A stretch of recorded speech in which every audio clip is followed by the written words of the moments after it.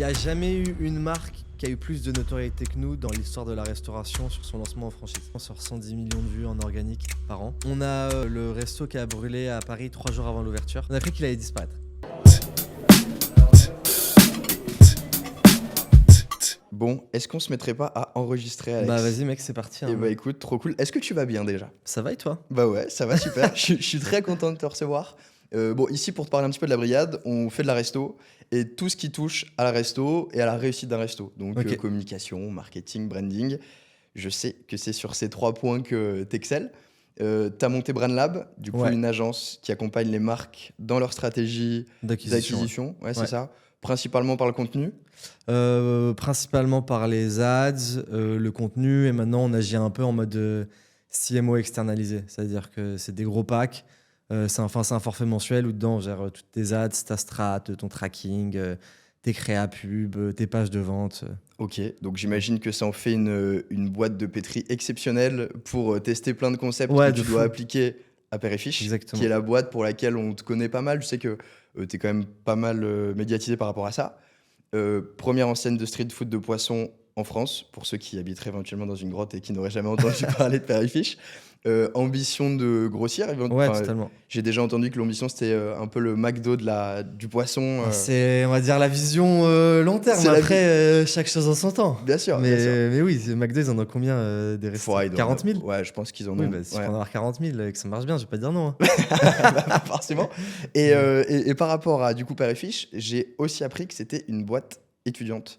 Ouais. Tu l'as montée sur les bancs de l'école. Et donc, si ça te va, je suis très chaud à ce qu'on commence par là. Qui était Alex Raffetin au moment où il s'est dit, tiens, je vais monter Père et Fiche, comment c'est arrivé ça m'intéresse. Bah écoute, j'avais pas prévu du tout de faire ça, comme beaucoup de choses dans ma vie. Ouais. Non, on était en M2. Moi, j'étais déjà beaucoup dans le marketing et tout. En fait, j'avais pas mal voyagé, etc., vécu à l'étranger. À Schema, on fait notre échange de M1 en Chine. Ok. Et en gros, je voulais faire un stage là de 6 mois, mais je voulais faire un truc genre, je sais pas, développement de collection, quoi, un truc à la con. Là. Je postule dans plus de 100 boîtes et il y a personne qui me prend. Je me retrouve en stage chez Kiabi à M, donc c'est à 1 heure de Lille, en développement Je de... connais très bien, je viens de Lille. Donc, Ah, je putain. vois le. Ouais, je vois. En développement de collection femmes grande taille. Ah ouais, il y a un beau gap entre. Donc en vrai, j'étais qu'avec des mamans. Franchement, c'était trop cool, tu vois. Mais c'était vraiment horaire de bureau, petite vie tranquille. Et genre, le taf, moi, me plaisait pas, tu vois. Ouais. Et donc de là, je me dis, ok, code rouge, faut trouver des solutions. Donc j'appelle tous les gens que je connaissais pas et tout. Je rentre en contact avec tout le monde. Et j'ai un pote d'enfance qui était le fils d'un des meilleurs potes de mon père, qui avait 50 plus que moi, qui était un peu un profil comme moi, tu vois, on va dire facilité à l'école, mais un peu turbulent, qui sort beaucoup. Ah ouais. Ouais. Et qui a rencontré le gars en soirée. Le gars couvrait les bureaux LinkedIn à Paris Ok. en 2013, je crois. Ok, donc vraiment Et tout début. qui bossait là-bas, tu vois. Et moi, quand je l'appelle, c'était en 2015. Et il me dit, mec, tu vois, il avait la trentaine à ce moment-là. Il dit, boîte américaine dans le digital, c'est le futur. Il dit, pose pas de questions. Et du coup, il me dit, je commence à pas trop mal gagner ma vie. Et tu vois, il avait un package à 150. Ouais. Et moi, à l'époque, dans ma tête. Donc 150, 50 plus période d'études, il avait quoi 23, 24? Non, lui, Ouais. il avait la trentaine. Ah ok, bon, un peu plus quand même. Mais bon, 150 déjà à la Mais trentaine, c'est t'en énorme, as pas c'est beaucoup, tu énormissime, vois. ouais. Je savais même pas que c'était réalisable, moi, tu vois. Et de là, je dis, OK, go. Et en fait, j'ai trouvé un stage chez Yahoo. Et en fait, je m'étais tué pour avoir le stage de formation de tous les côtés en ligne, etc., pour me remettre à jour. Enfin, pour me découvrir et me mettre à jour. Et j'ai trop kiffé. Ok. Et donc, c'est pour ça qu'après, on est arrivé en M2 à Schema. Moi, j'ai dit à tous mes potes qui allaient en finance, tu sais, dans les EY, KPMG, Deloitte, tu sais, en mode bande de bolos, là. Vous allez en finance pour gagner de l'argent, mais je vais faire plus de thunes que vous en travaillant moins. Et en kiffant beaucoup plus surtout. Ouais, ils m'ont tous dit, mec, t'es sur une autre planète. Et ils ont tous fait des trucs d'audit, tu sais, sur des Excel pendant 2 ans. Et au bout de 2 ans, ils sont tous partis dans des boîtes tech. Ouais, Moi, j'allais ils dire en pouvaient classique plus. début école de co. Ouais, grave. Et non, et en fait, on est en M2, master entrepreneuriat. Et j'ai mon pote Dano Ok. qui avait ce projet de base. Mais c'était une matière scolaire. Donc en fait, il voulait faire un... Ses parents étaient poissonniers. Il voulait faire un truc. À l'époque, tu sais, c'était Big Fernand à la mode. Un peu un Big Ouais, Fernand je me souviens très du bien. poisson. Donc on a bossé dessus comme ça en projet de cours. Et derrière, à la fin, notre prof, à la fin du trimestre, donc on avait bossé de septembre à Noël, Il nous a dit, bah vas-y, faites des concours. Et on a fait un concours totalement à l'arrache qui s'appelait Challenge Pépite, Je vois très bien. qu'on a C'est gagné. statut national étudiant entrepreneur. Je sais même pas ce que c'est. Ouais. C'est le truc. Nous, on a commencé comme ça aussi. En Ok. fait, tu passes un statut et le concours Pépite, c'est un peu le lauréat du statut pour mettre en valeur des boîtes. Ok, bah étudiantes, voilà, en on tout l'a cas. fait dans 2 catégories et on a gagné. Énorme. Moi, j'étais même pas allé à Paris, c'était eux qui étaient allés. Alors que de base, c'est vraiment un truc qui est né en cours. On s'est dit, ok, on doit rendre un business Ouais, et plan à la en fin fait, du. en fait, on a gagné ça et en gros, on s'est dit, bon, bah voilà, on s'en fout. Mais tu vois, à l'époque, on avait pris 3000 balles, Ouais. mais pas en accompagnement, en cash. 100 boîtes. C'est-à-dire. Oui, vraiment, déjà vous 100 avez fait un boîtes. chèque. Les mecs, 3000, Prenez-le. 3000 balles quand t'es étudiant, c'est de l'auto, Bah ouais, tu vois. grave. Et on n'avait pas forcément prévu de le faire. Et le truc, c'est qu'en gros, on prend un article. Non, en fait, il y a Challenge qui m'appelle.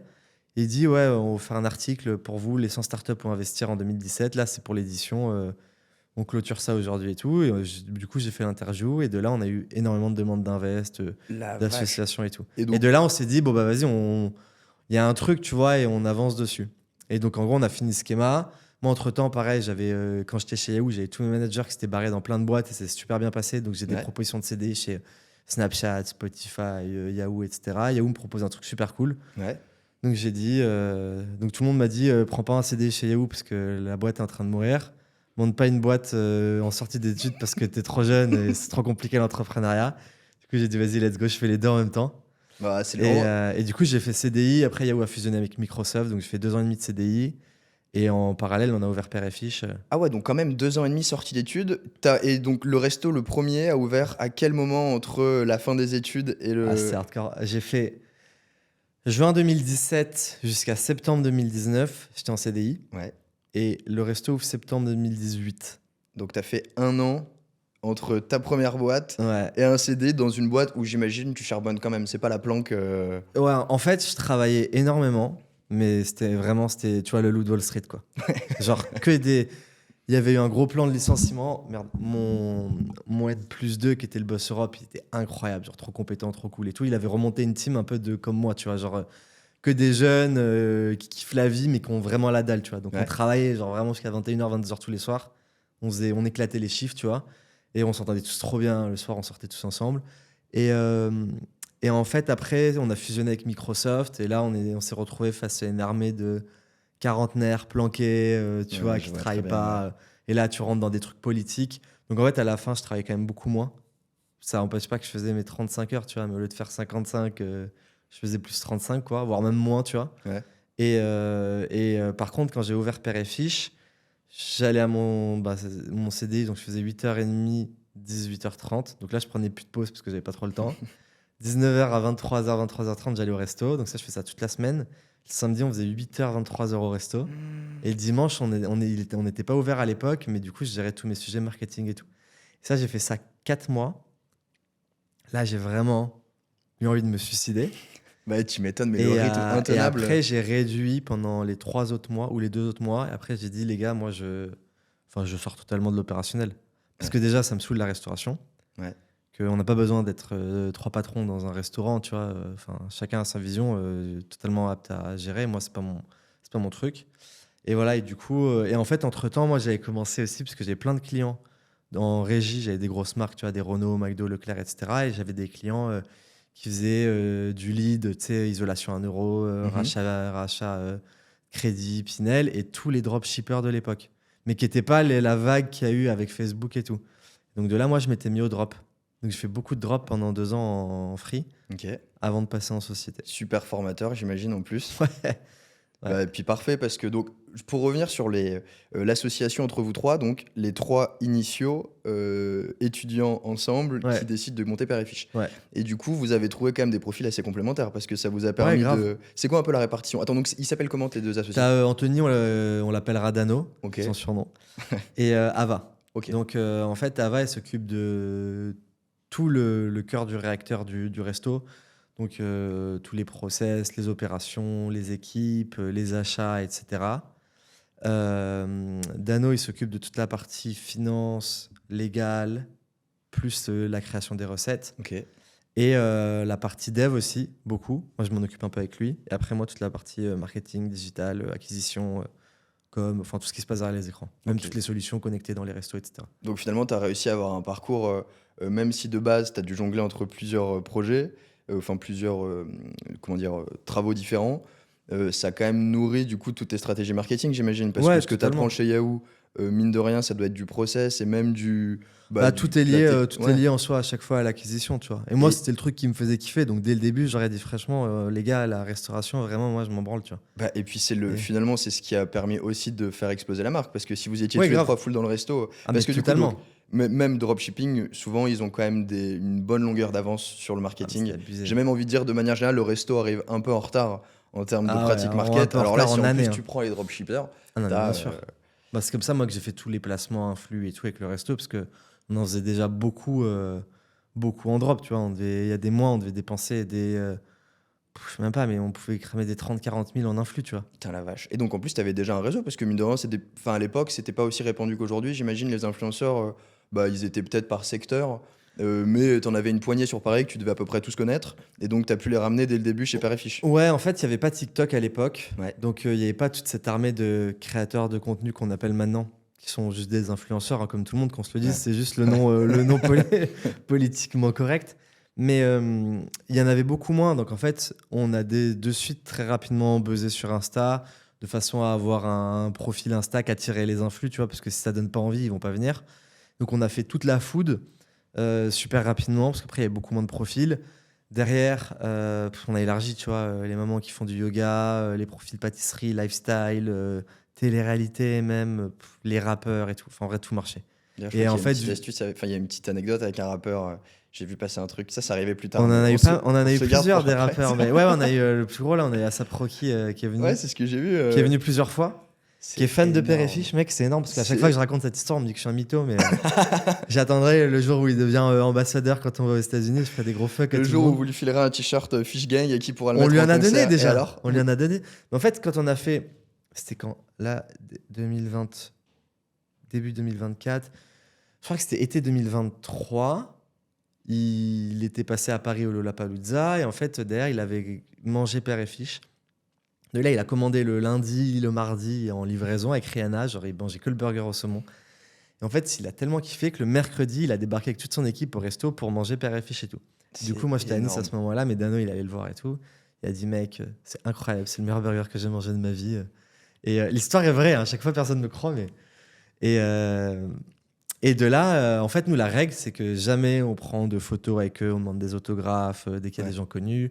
Et, euh, et après, toujours, on leur dit, bah, en fait, prends mon numéro, si tu veux passer, j'en sais rien, privatiser le resto, faire une soirée, ce que tu veux, tu nous appelles. Et de là, bon, il se passe plus rien, il repart. Et quand il y avait la Fashion Week l'an dernier, donc vers janvier, pareil, donc 2024, je sais pas, c'est pas son manager, mais c'est une sorte de, pas Ouais. d'assistante, mais qui lui gérait tous les trucs. Il dit, les gars, Asap Rocky est à Paris. Il nous a dit qu'il ne voulait rien faire. Enfin, en vrai, il s'en bat les couilles de tout. Il veut juste manger un Père et Fiche et un KFC. Je sais pas pourquoi KFC, si ça a un goût différent en France par rapport aux US ou quoi, tu vois. Et donc, en fait, on devait livrer à l'aéroport du Bourget, sur tout ce qui est aviation privée, un Père et Fiche, mais la veille, qui doit être passé en truc de chambre froide pour après faire réchauffer et tout. Qu'on a dit, bon, ça va être dégueu, tu vois. Et ils ont dit, ouais, mais c'est les règles et tout. Donc, on livre ça, et le lendemain, il y a la manager qui appelle et dit, ouais, les gars, il est en train de péter un câble à Saproki, il veut pas un Père et Fiche de la veille, il veut Il veut un un Père et Fiche de du jour maintenant, même. quoi. On a dit, ok, on relivre. Et tout. Et du coup, quand on l'a livré, là, on lui a mis plein de fringues, des goodies, etc. Et on s'est dit, bon, ben voilà, on sait jamais, à tout moment, ça peut apparaître dans un clip. C'est énorme. Pour l'instant, il n'y a rien. Ouais, mais Mais ça je peut ne tomber, perds- ce sera la je ne bonne perds pas surprise. espoir. Mais carrément. Donc, stratégie basée à un flux dès le début. Quand vous avez lancé Père et Fiche, du coup, je sais que vous avez été quand même pas mal précurseur, du coup, grâce à tout ça et toute la stratégie de contenu que tu as réussi à appliquer. C'était quoi un peu les différentes phases en termes de réseaux sociaux? Comment vous avez fait en sorte que dès le début, en fait, j'ai l'impression que ça a toujours été connu, alors que finalement, c'est un resto qui est arrivé il n'y a pas si longtemps que ça.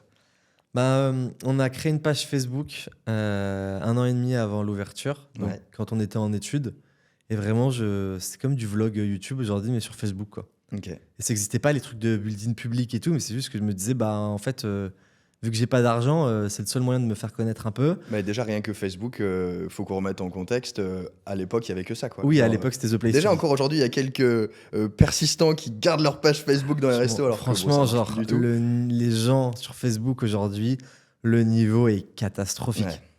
Genre, c'est même plus du boomer, tu vois. C'est genre vraiment, nous, on prend des commentaires sur Facebook, mais je me dis, oh, enfin, je sais pas, c'est même pas les gens, ils sont débiles, quoi, tu vois. Puis Ouais, des c'est fois, clair. c'est des vieux, et puis ils vont te commenter 20 vidéos. 20 vidéos. Gna, gna, gna, gna. Je me Ouais, dis, parce que bon. vous repostez partout. Non, mais ils vont sur tout ton feed Facebook, et s'il y en a, il dit j'aime pas le poisson, il va te dire 20 fois j'aime pas le poisson. Enfin, tu vois, vraiment, genre. Bref. Et donc, Facebook, on monte bien la page Facebook à genre 8-9 000 abonnés. Ok. Pour l'ouverture, j'avais lancé le compte Insta 6 mois avant l'ouverture. Donc, on ouvre le resto, on a 8 000 abonnés Facebook, 4 000 Insta. Donc, c'est pas énorme, mais déjà, il y a un petit. Ouais, mais à l'époque, c'est pas énorme aujourd'hui, mais 4000 abonnés au début d'Instagram, c'était déjà solide. Hein. Ouais, ouais, Enfin, ça au allait. début pour la resto. Et on était à une époque où tous les restaurateurs me disaient tu peux pas gagner d'argent avec Instagram et tout, qu'est-ce que tu fais Tu sais, on parlait d'agence presse, Ouais. de trucs, bon, ouais, que des mecs qui comprenaient rien, quoi. Et Insta, ça prend direct, et de là, ça grossit assez rapidement. Et en fait, là, de là, on bombarde en influx, tu vois, on en a fait 240 sur les 6 premiers mois. La vache. Donc, stratégie de prospection hyper Comment agressive. tu fais pour faire venir un influenceur chez toi? Bah, je le contacte. Direct, petit Ouais. message, salut, t'es chaud, tu viens. Je le contacte MP plus mail, donc double touche pour bypasser les agences s'il y en a. Ouais. Derrière, visuel produit. Et après, tu vois, là, ce qu'on fait aussi, ce qui marche bien, c'est que si toi, tu es un flux, je vais te dire, par exemple, je suis en cuisine avec Dano. Je fais, ah, Dano, bah, imaginons, tu vois, je contacte Jean-Saint Mister V. Je fais cuisine, enfin, je filme Dano en train de cuisiner et tout. Je fais, Dano, c'est qui ton créateur préféré et tout. Il va me dire, ah putain, moi, c'est Mister V, mais putain, je suis tellement deg, il est jamais venu Ah, dans mon merde. resto et tout. Putain, pourtant, en plus, regarde ça, ça a l'air trop bon et tout. Et il fait, bon, allez, je retourne, je suis trop triste et tout, j'ai plus envie de parler. Et en fait, c'est de la vidéo qui est envoyée en one shot, tu sais. Donc, c'est pas prise sur ta pellicule, c'est vraiment, tu plays comme des snaps, tu vois. Ouais. Ce qui fait que l'influx, il voit, déjà, il est curieux. Et l'influx, il voit que ça a été personnalisé pour lui. Et c'est pas du mass DM en mode bonjour, voulez-vous faire une collab. Et après, moi, je l'ai récupéré en vocal direct, tu vois, pour créer un lien et tout, tu vois. Et Ok. pour moi, c'est que de la relation Ah bah, humaine. carrément, Et ouais. à l'époque, on était très souvent au resto. Donc moi, j'allais le soir, je les accueillais et tout. Maintenant, on le fait plus, tu vois. Ouais. Sauf quand il y en a qu'on connaît, mais il y en a plein avec qui on est devenus potes, des rappeurs, etc., qui ont ramené d'autres personnes. Tu vois, on s'est retrouvés sur un Planète Rap, Skyrock, où t'avais à l'époque, t'avais Al Capote qui venait tout le temps, Mokobe pas mal et tout aussi. Al Capote, il me dit, ouais, les gars, je vais sur un Planète Rap, là, vous pouvez livrer du père et fiche. On avait fait une énorme livraison, tu vois. Donc, j'avais plein de copines du Sud qui étaient Miss, donc ils nous ramenaient à cette époque avec tout le monde, les profils, je sais pas, lifestyle, des DJ et tout. Donc, au final, c'était vraiment un effet un peu boule de neige, quoi. Bah, carrément, puis surtout qui sortait finalement des réseaux sociaux, parce que toute Ouais. cette com-là, elle vous fait sortir de votre environnement de contrôle, entre guillemets, qui sont vos pages, et qui vous donne de la visibilité partout. Et donc, Facebook, Insta, donc 240 influenceurs dès le début. C'était encore la période du contenu carré. Je pense que Ouais. la vidéo n'existait même pas. Nous, on en faisait, mais on était vraiment précurseurs. Ouais. On faisait des prods à la Daniel Schiffer, je sais pas si tu t'y connais. Oui, si, je vois un peu. Tu vois, les effets, On fait, les trucs, là, je sais pas, c'était pas des b-roll, mais tu sais, non, c'était les swoosh, là. Ouais. Tu sais, tu prenais le verre d'eau, ça faisait. Ouais, T'as les je plans vois. qui repartaient comme ça. Et il faisait des tutoriels où genre il Ouais. tournait son iPhone et il bougeait comme ça. Donc moi, je faisais ça et en fait, début 2020, je me fais 2 semaines de formation à Premiere Pro. Ouais. Donc j'ai une certification agrégée par l'État Premiere Pro. Parfait, ça sert Et toujours. bah en fait non, parce qu'en fait juste après il y a eu le Covid. Et là il y a TikTok qui arrive. Et donc en gros, Ah ouais, allez. parce que vous avez ouvert avant le Covid, c'est vrai. ouais, Ok. ouais, on a ouvert 1 an et demi avant le Covid. Pas Et trop galère, bon en même temps parallèle avec TikTok, mais Oui et non. De toute façon, je vais rien faire de spécial. c'est galère tous les ans, donc Ouais. on s'adapte. Mais et non, et en fait, TikTok arrive. Et donc, en gros, l'avantage qu'on avait, c'est que vu qu'on avait déjà beaucoup de vidéos, mais qui étaient des vrais prods, tu vois, nous, on faisait des trucs aussi, nous, en interne, dans le resto et tout. Et je rentre chez moi à Nice et en fait, je télécharge TikTok et là, tout le monde a eu le même truc, tu vois, en mode, c'est quoi, c'est dinguerie, quoi. Ouais. Genre, comment tu peux passer autant de temps sur un truc? Donc, je dis, vas-y, je crée un compte père et fiche. Et je prends mes vidéos Insta, je les crop en format vertical, et quand la vidéo faisait 1 minute, je croppais, je sais pas, je démarrais à 20 secondes, etc. Et je commençais à poster. Je me dis, bon, on va voir ce qui se passe. Et dès la 10e vidéo, 1 million de vues, Oh la 10-15 000 vache. abonnés, je sais même plus combien de milliers d'enregistrements et tout. Et là, je me dis, ok, il y a un truc. Ok. Et là, aujourd'hui, qu'on sache un peu en termes de chiffres, du coup, c'est quoi un peu Père et Fiche en termes de notoriété, abonnés, vues Bah alors, on a une beaucoup plus grosse notoriété que taille de restaurant, Ouais. ce qui est un problème en vrai quand même. Ouais, mais qui est une bonne base parce que ça veut dire qu'en termes de marque, après, pour grossir, vous êtes ultra Ouais. solide et vous allez pouvoir attirer Bah, il n'y a énormément. jamais eu une marque qui a eu plus de notoriété que nous dans l'histoire de la restauration sur son lancement en franchise. Ouais, bah, Enfin, c'est de énorme. toute l'histoire de la création, tu vois, parce que là, on a 650 000 abonnés. On a bah, le premier compte YouTube devant n'importe qui, que ce soit McDo, Kawa, Tacos, Burger King. Premier compte Snap, TikTok, on est dans le top 3 comptes, tu vois. Et là, on sort à peu près, ben, sur les 2 dernières années, on sort 110 millions de vues en organique par an. Wouah, Donc ça bombarde, ouais. énorme. Donc en fait, on a une notoriété monstrueuse. Parce que tu vois, moi, quand je suis à Dubaï ou quoi, je me suis déjà fait arrêter en mode à père et fiche. J'étais avec mes frères au Cambodge en avril, sur une île, tu vois, à Koh Rong, une petite île. Sur le bateau de transfert, il y a une meuf qui vient me voir, elle fait, ah, père et fiche et tout, trop stylé. Donc en fait, il y a une grosse notoriété. Et pour moi, bon, c'est top parce qu'automatiquement, là, les premières, tu vois, le premier franchisé, là, ils ouvrent mi-février à Lyon. Ok, énorme. Et donc, logiquement, encore une fois, vu que les premiers franchisés n'ont pas ouvert, je sais pas, logiquement, la notoriété de marque va énormément bénéficier Ah à bah toutes ouais, les c'est personnes sûr, qui vont c'est ouvrir. sûr. Maintenant, pour moi, le problème, c'est qu'on a tellement tout fracassé sur Insta, TikTok, même YouTube, qu'à ce moment-là où on a mangé des pics de visibilité énormes, bah, tu sais que quand tu te prends des pics, tu vois, quand on a explosé sur YouTube, on a fait des plus 30-40% de CA sur les 2-3 mois d'après, c'était à l'ubusé. Bah, tu sais que si tu avais 100 restos, tu n'aurais peut-être pas fait plus 30% sur ton resto, mais tu aurais fait, tu vois, je pense, un bon plus 15, plus 20 sur l'ensemble de Ouais, de ton réseau, tu vois. ouais. Donc pour moi, il y a des gros manques à gagner sur ça ben, sur les années passées. Mais bon, de toute façon, c'est fait, tu vois. C'est là où c'est dommage, VS, tu vois, du en ligne où les gens ils peuvent acheter en 2-2. Et après, c'est à nous justement de se renouveler pour faire en sorte de trouver les nouvelles tendances. Bah, c'est justement ce que j'allais dire parce que déjà même en termes de renouvellement, pardon, tu parles du coup de votre présence sur TikTok, Instagram, qui est un peu aujourd'hui devenu la norme pour les restos qui essayent de se moderniser. Mais tu parles de Snapchat et de YouTube, qui Ouais, sont, je pense, des choses qui vous sont quand même très propres. ouais, il y a personne. Il y a personne sur ces Non, deux réseaux-là. Qu'est-ce que tu fais comme contenu sur je fais pareil. tu ripostes? Ouais, c'est juste que vraiment, pour moi, je sais pas, les gens réfléchissent pas, quoi. Ouais. C'est-à-dire qu'en fait, on a fait TikTok. À l'époque, TikTok, tout le monde dit ouais, tu vas détruire ta marque sur TikTok, etc. En fait, moi, le raisonnement à chaque fois, c'est je sais que j'ai pas de budget marketing en vrai quasiment, tu vois. On a des budgets qui sont hyper faibles, donc automatiquement, j'ai un désavantage monstrueux par rapport à toutes les marques du marché, tu vois. Ouais. Est-ce que c'est normal que Père et Fiche ait plus de notoriété et fasse plus de vues en organique que quasiment 100% des marques du marché quand il y en a qui ont des millions et des dizaines de millions de budget marketing? Je pense pas, tu vois. Pour moi, Après, c'est c'est parce que ça vous oblige à faire du contenu en réfléchissant directement à ce qui marche vraiment et pas juste en se disant, ok les gars, je vais bombarder, je vais mettre des pubs de partout. Et finalement, ils ont des pratiques qui sont oui, complètement mais en désuètes. fait, la plupart du temps, quand tu parles avec ces personnes-là, c'est que c'est souvent une question d'ego, tu vois. Ouais. Moi, je vaux mieux que ça. Moi, je vais à la télé. Va à la télé, tu vois. Pour 10 000 euros de pub, je fais mieux que toi sur 500 000 euros. Enfin, franchement, des Ouais. fois, j'ai vu des trucs, c'est lunaire. Et souvent, c'était de l'ego. Les gens, ils voulaient pas aller sur Insta parce que c'était de l'ego. Les gens, ils voulaient pas inviter des influenceurs parce qu'ils disaient les influenceurs, c'est des gratteurs, blablabla.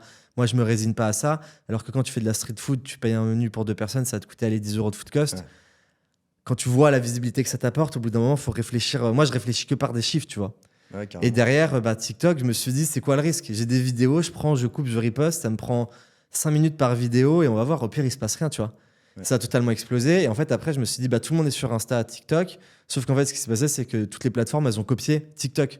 Instagram réel, Facebook réel, YouTube Shorts, Snapchat Spotlight. C'est le même contenu partout, tu vois.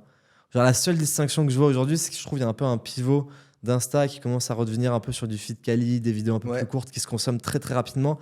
Mais Insta, TikTok, YouTube, Snap, c'est exactement la même chose. Donc en fait, je me suis dit, bah, je vais juste repost tout ce que je fais partout. Ouais, puis du coup, t'économises un temps dingue Mais et oui, tu recycles ton contenu. mais Déjà que de voilà, base, c'est et un en peu la fait, clé aussi. avantage. Et en fait, il y a des gens, ils vont te dire. Alors après, ça dépend. Demain, t'es, je sais pas, Netflix, Red Bull, etc. T'as des dizaines, voire des centaines de personnes qui bossent sur ton contenu. Tu peux aller travailler Ouais. des strates par levier, etc. Nous, encore une fois, on est dans dans des optiques plus de bricolage. Mais les gens qui disent, ouais, il faut des strates de contenu différentes sur les tels réseaux, franchement, c'est débile. Ouais. Parce que tu as 5 réseaux, tu fais 10 vidéos par réseau. Ça veut dire que en fait, tu vas faire 50 vidéos différentes, tu vois. si tu les postes 10 par réseau. Tandis que moi, avec 50 vidéos, je poste sur 5 réseaux, je fais 250 posts. Et aujourd'hui, le contenu, c'est de la. Qu'on se le dise, tu vois, tout le contenu Insta, TikTok, etc., c'est de la poubelle, c'est du contenu Ouais, poubelle. c'est du Tu consommable vois, en fait. t'as du contenu quali qui peut être sur du podcast, des newsletters, du YouTube. Mais c'est des trucs où les gens, faut les divertir super rapidement et ça sert à rien de passer 4 heures, encore 4 heures. Ouais. 2 jours sur une vidéo TikTok qui va périmer en 2-2, quoi, tu vois. Ouais, c'est Donc, clair. c'est comment tu arrives à être super présent et super visible de partout. Donc le mot d'ordre, c'est volume, volume, volume pour être Ouais, présent. Et surtout pour vous, parce que en plus, il y a un double objectif, c'est que vous êtes une marque qui a en fait créé son marché, parce que burger de poisson, ça totalement. n'existait pas, ou alors en tout cas, c'était pas du tout connu avant. Bah, pour moi, là, t'as McDo qui l'a. Ouais, t'as Je le sais même pas filet au s'il l'a fish, mais créé, mais. rien à voir. Mais en fait, ils l'ont. En gros, ils ont rendu le produit connu, parce que tout le monde, tu dis burger au poisson, tout le monde pense filet au fish. Après, nous, on est plus là pour évangéliser le marché en mode, bah, et c'est pas que ça peut être bon, beaucoup plus sain, gourmand, etc. Tu vois. Ouais, parce que même en termes de recettes, du coup, hier, je suis passé chez vous pour aller récupérer les petits éléments de branding. Et j'ai pris le temps de regarder un petit peu sur les tablettes ce que vous faisiez. En fait, c'est des recettes qui sont hyper originales. Parce que moi, en tête, bon, je savais, parce que forcément, je connaissais la marque, donc je savais que vous proposiez des recettes qui sortent de l'ordinaire. Mais tu vois, avant vous, le burger de poisson, c'était du poisson blanc pané. Ouais, Et grave. puis ça s'arrêtait là, quoi. Ouais. Bah, c'est totalement le combat, nous. C'est-à-dire que t'as des personnes qui sont déjà convaincues, et notamment toutes les personnes qui ont des contraintes, tu vois, ethniques, religieuses, etc. Ça va être généralement bah, tous les musulmans, les juifs, etc., qui mangent halal, kasher. Et donc, du coup, sont. En fait, nous, tous ceux qui sont déjà convaincus, c'est ceux qui mangent le filet au fish à McDo. Ouais. Tu vois, ou dans les fast-food, les trucs au poisson, etc., où là, ils voient une alternative beaucoup plus quali, etc. Donc, ils sont trop hypés. Et surtout, je trouve qu'il y avait une communauté sur le filet au fish au McDo. Genre, tu sais, t'as toujours le poteau qui prend toujours le filet au Ouais, non, mais fish. c'est Comme si une abusé. fois que t'étais convaincu par ce Ouais. burger-là, bah, Non, tu le mais prenais grave. tout le temps. Ok. Grave. Et après, tu as deux types de personnes qui peuvent ne pas être convaincues en disant ouais, burger de poisson, moi je suis plutôt burger de viande et tout. Et du coup, nous, le travail, c'est de les faire manger à travers l'écran Ouais. d'abord, pour après les faire venir au restaurant. Et là, le gros avantage qu'on a, c'est que bah, Dano, mon associé, il est monstrueux dans les recettes. Et donc, automatiquement, bah, les gens qui goûtent se disent ah putain, c'est bon, c'est original, c'est incroyable. Et le gros avantage, je trouve, qu'on a par rapport à la viande, c'est que un burger de viande, au bout d'un moment, c'est quand même un peu toujours la même chose. Ouais. Tu mets du chef, de l'atome ou quoi que ce soit, mais tu es sur des goûts qui sont plutôt similaires, tu vois, entre 4-5 burgers quand tu vas dans un resto de burgers de viande. Il y en a un qui a de l'avocat, l'autre qui a du bacon. Carrément. Nous, on a du poisson pané, du saumon qui va être snacké, du thon en tataki, de la gambasse.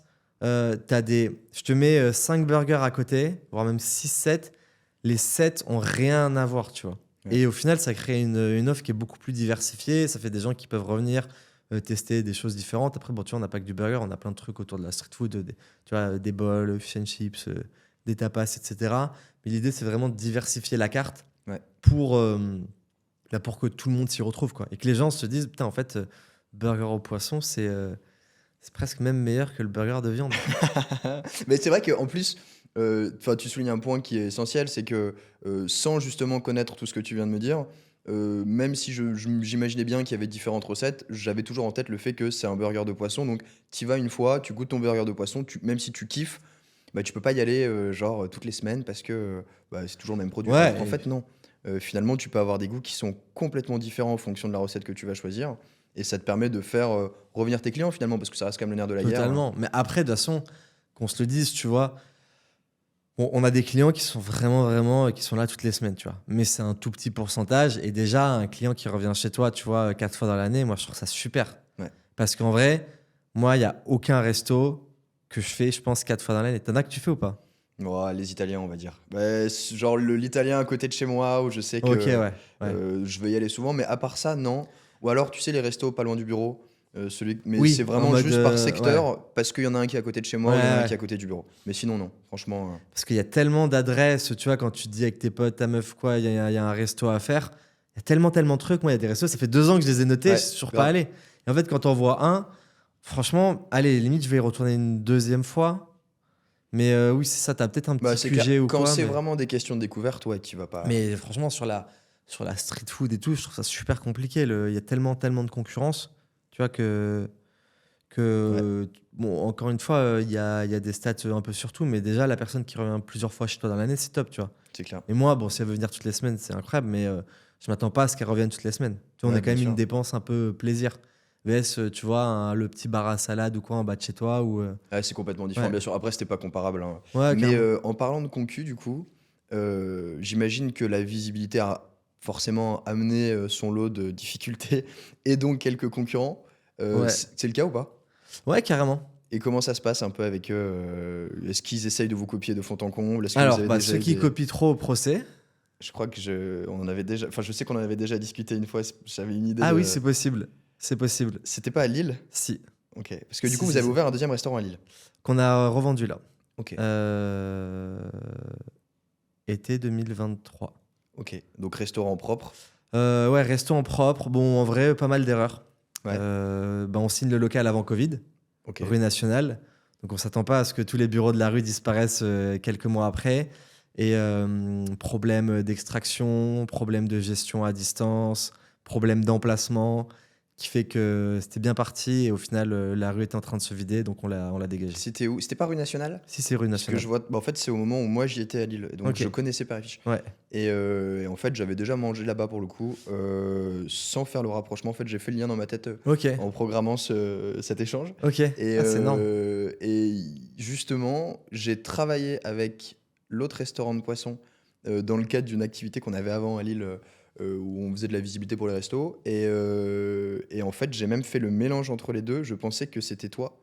Ou que c'était un deuxième Péréfiche ou que c'était Ouais, mais le... en fait nous, depuis le début, bon, de toute façon, on n'a pas inventé le burger de poisson ou la street food de poisson. Donc, même sur les recettes, il y en a plein qui copient la recette de certains burgers, tu peux rien dire. Parce que tu changes un composant d'une sauce Ouais. tartare, c'est différent, tu vois. Et sur ça, on s'en fout. Maintenant, nous, c'est tout l'univers de marque, tu vois. Les mots, il y a des mecs qui s'appellent le papa et fiche, il y en a, ils s'appellent. Enfin, franchement, je sais même plus, tu vois. Mais à partir du moment où ça crée ben, un rapprochement trop important à la marque, bah là on dit ben faut changer. Et Ah, si c'est ça sûr, change ouais. pas, procès. Donc voilà. C'est pas évident quand même parce que tu vois, je sais à Marseille, tu avais des gars qui ont ouvert. Je les connais pas, mais ils avaient fait un truc qui avait l'air pas trop mal et ça a fermé aussi. Je pense que c'est un marché où il n'y a pas Ouais. grand monde, mais pas évident. Je pense qu'en tout cas, ça se développe. Tu as Léon de Bruxelles qui a fait Fichtro, qui a Ouais. une version un peu street food de ce qu'ils avaient de base. Et tu as les gars qui ont Merci, qui étaient là aussi d'ailleurs avant nous, qui est voilà, en mode street food de poisson. Et je réfléchis et voilà. Mais nous, en vrai, au plus il y a de la street food de poisson qui pop, au plus c'est bien, tu vois. Ouais, parce que Parce que ça ça fait découvrir contribue le marché. totalement. Ça contribue à démocratiser le produit, tu vois. Ouais. Et tu disais, du coup, tu parlais ils peuvent essayer de copier, mais en tout cas, l'univers de marque, la voix, Bah, nous, etc., on ils y y est. arriveront jamais. Pour toi, c'est quoi ce qui fait la réussite d'une marque aujourd'hui d'un point de vue visibilité, donc tout ce qui touche communication, market branding Bah, je trouve qu'aujourd'hui, à date, ce qui fonctionne vraiment bien, c'est le format très authentique, tu vois. Les Ouais. backstage, etc.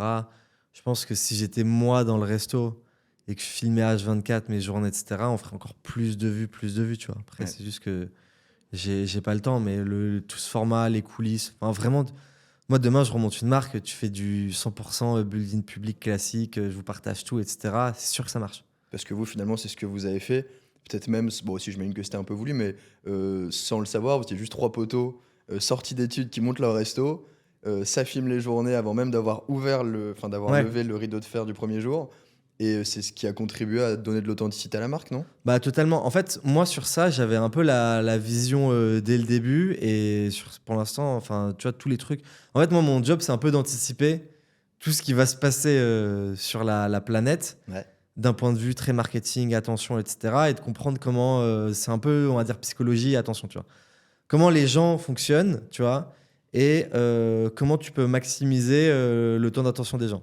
Quand tout le monde est sur TikTok, ok, il faut qu'on y aille parce que du coup, ils vont nous voir, tu vois. Mhm. Et le truc, c'est que dès le début, je voulais vachement que ça soit associé à une aventure de potes, un truc entrepreneur, c'est cool, etc. VS, une entreprise. Parce qu'une entreprise, c'est le capitalisme, c'est le mal, tu vois. C'est des méchants Tandis- patrons. Ouais, voilà, c'est ça. Tandis que là, nous, le nombre de messages que j'ai reçus en mode putain, j'ai trop envie d'ouvrir un resto depuis que je suis père et fiche, etc. Et en fait, parce qu'on véhicule un truc. En fait, nous, c'est du divertissement et on donne faim, tu vois. On n'est pas là Ouais. pour prendre parti sur des positions, je sais pas, écologiques, politiques ou quoi que ce soit. Enfin, au bout d'un moment, tu vois, on fait de la street food, c'est tranquille. On n'est pas des chirurgiens et qui sauvons des vies. Ne nous prenons pas la tête. Et du coup, l'idée, c'est de divertir les gens. C'est pour ça qu'on fait plein de trucs débiles sur les réseaux et tout. Parce qu'on est vraiment dans un truc de divertissement à fond, quoi. Et comment vous faites un peu pour trouver ces idées? Alors là, mec. Première idée, on filme. Mais allez, on y là, va. je peux te sortir une liste de. Tu me laisses une heure dans une pièce, je te sors 500 idées, quoi. Ah ouais. Ah ouais, c'est abusé. Et tu te notes tout sur ton tel et puis tu dis tiens on va tourner ça. Ouais. Ah ouais, non, franchement, moi, je suis super, super créatif, tu vois. Donc, je suis super, super, pas restaurateur, mais super créatif. Et on a plein, plein, plein d'idées. Et que ce soit Ava, Dano ou moi, on est à l'aise en acting, tu vois, on peut faire n'importe quoi. En fait, dès qu'on a des idées, on y va en 2-2, tu vois. Et C'est vraiment, cool. on se prend pas la tête. On dit pas, ouais, ça va pas marcher, etc. On dit, ah, vas-y, on teste, on verra. Il y a plein de trucs qui marchent pas, hein. Il y a plein, plein de trucs Ouais, qu'on fait. t'as pas un nombre de vues linéaire sur toutes tes vidéos, tu Pas sais du qu'en tout. fait t'envoies du volume. J'ai des vidéos, ils flop sur TikTok. Des fois, je peux sortir du 2000 vues, quoi, tu vois. Ouais. Je m'en fous, c'est un truc de présence, tu vois. Et au plus t'es là, au plus, faut regarder, tu vois, combien t'as fait à la fin du mois, à la fin de l'année, quoi. Et après j'ai vu qu'en ce moment vous essayez de lancer un truc aussi, c'est un format un peu série. Ouais. Des suites de vidéos. Est-ce Ouais. que ça marche? C'est quoi un peu comment vous y avez Ah, ça pensé? cartonne. Pareil, t'as quand même beaucoup, beaucoup de gens qui nous copient. Ouais. Des fois même à la vidéo presque à l'identique. Bon, encore une fois, c'est le jeu des réseaux, donc, Ouais, donc bien sûr. tu Bah, vois, limite, c'est on une bonne s'en nouvelle fout. quand on est copié, c'est que Et ça marche. le truc, c'est que je réfléchissais à comment on pouvait un peu se différencier. Et la particularité par rapport à ça, c'est qu'il y en a quand même beaucoup, beaucoup qui sont nuls en acting. Tu vois, qu'on se le dise. Qui font des trucs. Des fois, c'est un peu gênant, etc. Et nous, on est quand même bien bons. Et tu vois, surtout Dano, enfin, vrai, même Ava, mais Dano, il peut faire n'importe quoi. Et donc, en fait, je me suis dit. Et en plus, il y a ce fait qu'il y a de plus en plus de faux micro-trottoirs, faux trucs, les gens, ça les saoule. Ouais, Donc, je puis me ça suis se dit, voit, pourquoi je pas trouve, en faire un plus. truc surcaricaturé, où les gens ils comprennent en 2 secondes que c'est de l'acting, mais c'est tellement débile que tu vois, ça les fait marrer et ils regardent. Et c'est là en fait que j'ai dit, bah vas-y, on va faire un format viande-poisson, Ouais. où moi je suis le mec qui veut manger de la viande et je me fais toujours tabasser ou kidnapper comme une grosse victime par Dano qui me fait manger du poisson. On a fait le format GFIGN, où c'est le GIGN, Brigade du Poisson, qui kidnappe les mangeurs de viande. On a fait le format vieux-jeune, Ouais. où, pareil, ça, j'ai repris un truc d'ads qu'on utilise en e-com, le filtre vieux, tu vois. Donc, je fais, ah putain, mais t'as quel âge? T'as 80 ans? Tu dis, mais non, j'ai 25 ans. Je dis, mais pourquoi t'as l'air si vieux et tout? Et là, il a un burger de viande à la main, tu vois. On lui fait manger un burger au poisson. Et la personne, en 2 secondes, elle redevient jeune, tu vois. C'est tellement Et, bien. En plus, ça coûte rien, vous utilisez des non, filtres, non, ça ça coûte se tourne rien. vite. Et en fait, c'est toujours la problématique de comment tu trouves quelque chose qui marche, comment tu arrives à mettre du rythme, tu vois. Parce qu'en fait, nous, on a plein d'idées, mais après, tu vois, on n'est pas non plus on tourne 1 à 2 fois par mois. Ouais. Donc, on n'est pas tout le temps, moi, je suis pas tout le temps sur Paris et tout. Donc après, tu vois, même, il y avait des formats, on allait faire goûter nos produits à des poissonniers, etc. Ça me fonctionnait super bien. Donc, voilà. Mais tu vois, j'ai fait GN, j'ai envie de... Tu sais, on avait fait un clip de rap aussi. Ah ouais? Et ouais, on avait fait un clip de rap où c'était un truc où on dirigeait des hommes poissons et tout, c'était n'importe quoi. En Et- fait, c'est ça qui attire Asap Rocky finalement. Vous l'avez peut-être pas su, mais il est tombé Putain, sur ce le serait clip. énorme. J'avoue, en fait, on pourrait peut-être faire Bah, un envoyez-le son. lui. Ouais. Tu lui envoies la vidéo, peut-être que c'est ça qui va faire. Putain, j'avoue, ça serait énorme. Mais Ouais. tu vois, là, on s'était dit, vas-y, je veux faire si on refait un clip, parce qu'on en parlait, là, c'est pas la prio, tu vois. Mais si on refait un clip, je veux faire un truc, tu sais, genre un dimanche matin, que des gens en train de bruncher, petit diner, petite famille et tout. Et là, t'arrives avec un gros camion, GFIGN qui sort, qui kidnappe et tabasse tous les mangeurs de viande, on les fout dans le camion. Et là, je sais pas, c'est le début du clip, quoi. Ça y est, let's go. C'est énorme. Et bon, pour continuer sur cette partie contenu, t'as quand même toujours eu un train d'avance. Qu'est-ce que tu ferais aujourd'hui si tu recommençais de zéro?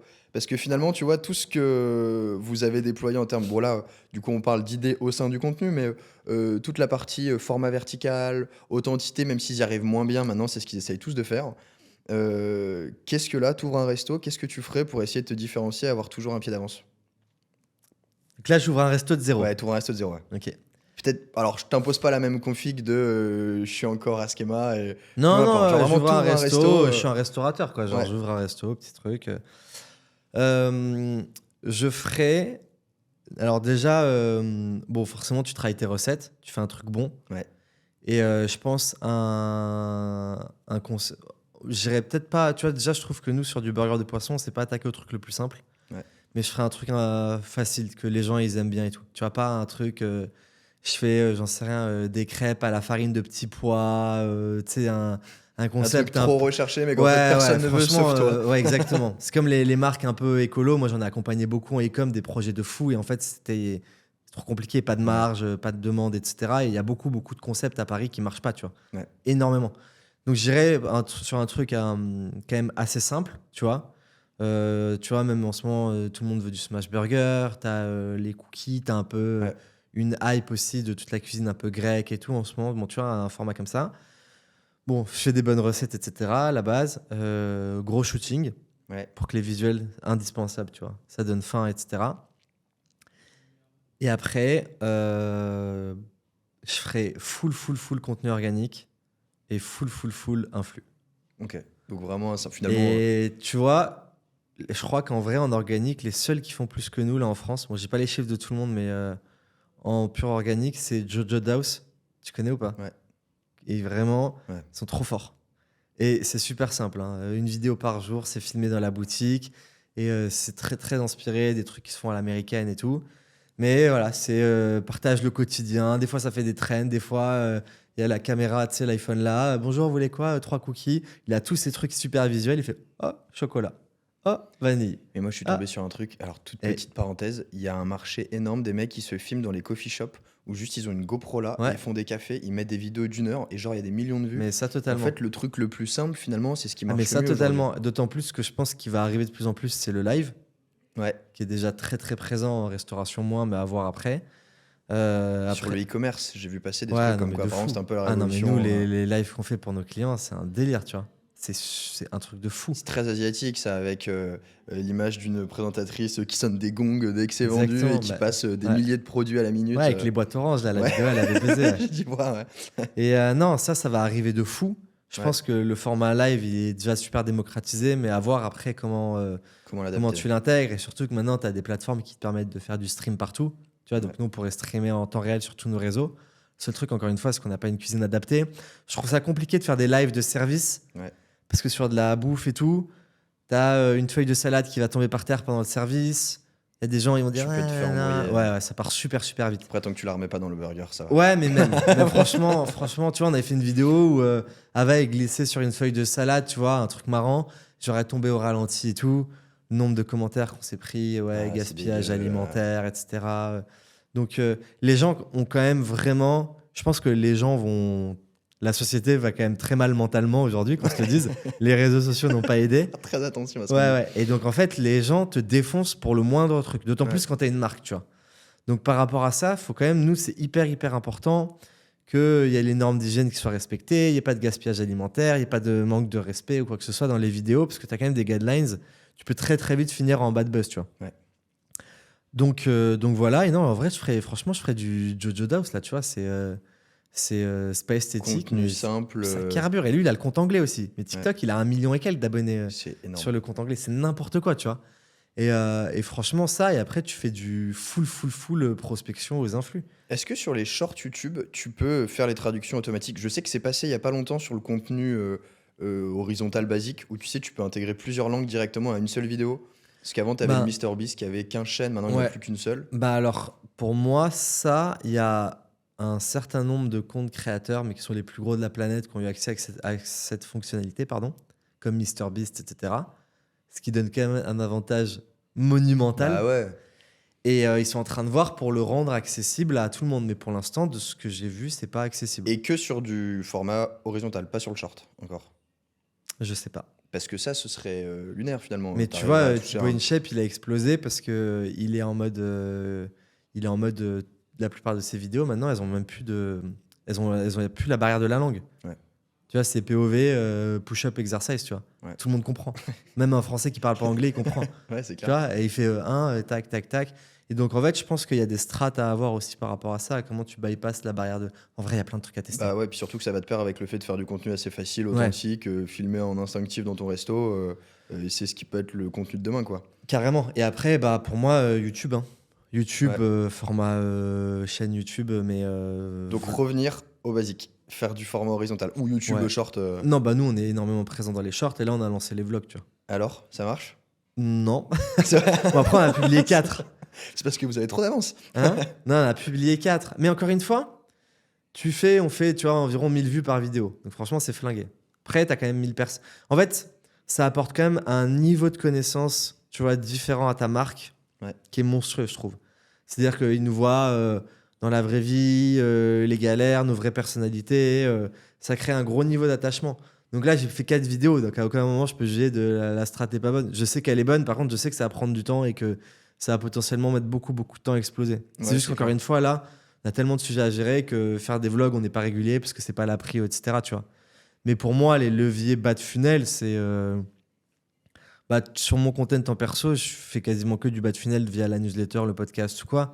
Et le niveau d'engagement que tu crées avec les gens, il est monstrueux. Quoi, Bah, tu vois. c'est ce que j'allais J'ai dire. des Pour gens, ils moi, connaissent mieux ma vie que moi, tu vois. t'as un énorme entonnoir où au Ouais. début, tu as tous les réels qui tournent et qui te font du volume. Et après, tu vas aller fidéliser ton client ou ton prospect ou autre en Ouais. arrivant tout en bas avec du contenu long. Donc finalement, c'est normal que tu aies moins de vues, mais c'est des mecs qui seront beaucoup plus qualifiés, attachés à ton image de Bah, marque. totalement. Donc les deux sont complémentaires. Il faut C'est- pas comparer les vues, je pense, dans tous Non, les mais cas. c'est ça. Sachant qu'en fait, moi, en perso, je fais quasiment que du bas de funnel.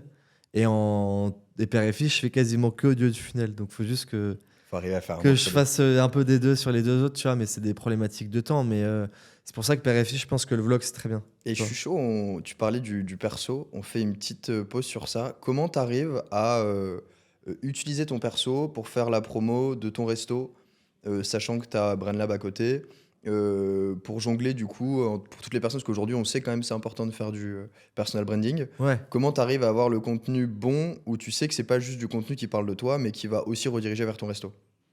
Ou ta boîte, ou... Bah alors, je pense que tu sais jamais vraiment, parce Ouais. qu'en fait, à la base, quand j'ai commencé à poster sur LinkedIn, c'est pareil, j'ai vu l'opportunité. Et tu vois, aujourd'hui, LinkedIn, bah, tu ouvres un resto, je pense que c'est une super, super porte de communiquer dessus. Tu as énormément, énormément de traction à aller récupérer. Il y a quasiment personne sur le marché qui est Ouais. dessus. Tu as Edouard de Groupo. Tu as les gars de Jiraya qui sont pas mauvais aussi, Ouais. qui communiquent de plus en plus. Et sinon, je réfléchis, mais je vois personne. Non, il n'y a personne. C'est clair, il y a un nombre de restaurateurs énormissime. Ouais. Nous, de base, on s'était dit, bah vas-y, on va faire que du Insta, parce qu'ils ont tous une page Insta, alors qu'en fait, c'était mauvaise idée, parce que généralement, c'est géré par des agences et tu leur parles Ouais. pas directement. Alors que sur LinkedIn, tu les as en perso. Non, Et en carrément. fait, il y a que nous, quoi. Enfin, il y a que nous. Carrément. Et encore une fois, tu vois, moi, je suis pas là pour juger de la typologie de gens sur LinkedIn, etc. Qu'est-ce qu'on en pense? C'est juste, je vais récupérer ma visibilité, tu vois. Ouais. Et donc, c'était quoi la question déjà? Bah, c'était dire comment tu arrives à faire un contenu, tu sais, qui soit Ah. pas trop axé perso, ou qu'il soit aussi, mais Bah, en fait, le truc, d'arriver c'est à que rediriger vers ton resto comme ça. moi, en gros, j'ai Père et Fiche. L'agence, c'est la formation. Du Ouais. coup, on a le programme de formation pour les plus petites marques qu'après, on récupère avec l'agence si elle marche bien. Et l'agence, je suis totalement sorti de ça d'un point de vue communication. Parce que moi, j'ai beau faire ce que je veux, mais c'est Père et Fiche qui prime avant tout, dans le Ouais. sens où la notoriété de Père et Fiche est trop forte par rapport à l'agence. Ça n'empêche pas que ça me ramène plein de leads sur l'agence, mais que d'autant plus, il y a beaucoup de mecs qui communiquent sur les agences et tout en France, tu vois. Ouais. Donc, c'est déjà, je trouve, plus bouché et C'est moins compliqué de se facile de tirer ton différencier. épingle Ouais. du jeu. Donc moi, je suis vraiment, vraiment axé sur toute la partie créa, tu vois. Et du coup, créa, ça parle de Père et Fiche, ça parle de ce qu'on peut faire pour nos clients, ça parle du programme, etc. Tu repostes aussi sur LinkedIn le contenu de Père et Fiche, genre resto. Ouais, mec, tout le temps maintenant. Donc t'as un programmateur, j'imagine, t'as un truc, non, Ouais, pour, j'ai un outil qui riposte tout. comment ça Après, s'appelle ça s'appelle Reaper Pause. Ok, je suis chaud parce que on essaye de faire ça aussi un peu et c'est compliqué parce Ah, qu'en bah, fait, je vais c'est t'envoyer. jamais le même truc. Ouais, je Je suis chaud. t'enverrai mon lien d'affli, t'as des Vas-y. petites traductions. Let's go. Et c'est incroyable. Par contre, non, du coup, sur mon compte LinkedIn en perso, je riposte pas automatiquement, mais je vais aller. En fait, je fais ça parce que là, depuis qu'ils ont foutu la vidéo verticale là, sur LinkedIn depuis, je sais pas, 1 ou 2 mois, Ouais. tu fais des scores de fou. Donc, en fait, je reprends juste mes vidéos Père et Fiche et je dis qui mange encore des burgers de viande? Enfin, tu vois, des trucs à la con. Et en vrai, c'est lunaire. Ça fait des. Franchement, je fais entre 10 et 30 000 vues par vidéo, Oh tu vois. la vache. Et donc, encore une fois, c'est de Ouais. la visibilité gratuite sur une audience qualifiée. Donc, et de là, en fait, automatiquement, ça crée des gens qui consomment la marque, tu vois. Ouais. C'est compliqué à quantifier, mais j'ai déjà eu plusieurs fois des gens qui faisaient des posts LinkedIn où ils me taguaient en train de manger du Père et Fiche, comme tu pouvais faire un post Facebook ou une story Insta, tu vois. Ouais. Et après, surtout, ça apporte de la visibilité pour toutes les personnes qui veulent être franchisées sur la marque, tu vois. Ouais, bah du coup, ça tombe bien parce qu'on y arrive. Donc là, objectif, première ouverture en février, c'est ça? Ouais. Donc finalement, c'est maintenant, parce qu'on est 31 janvier. Ouais. Donc là, ça arrive. Petite 19 pression. février. 19 février. Ouais. Pression quand même. Parce que le premier, du coup, Franchement, qui non. ouvre. Ah ouais? Ah non. Raconte un peu, du coup, comment vous les avez trouvés, les premiers gars, pour ouvrir les franchises?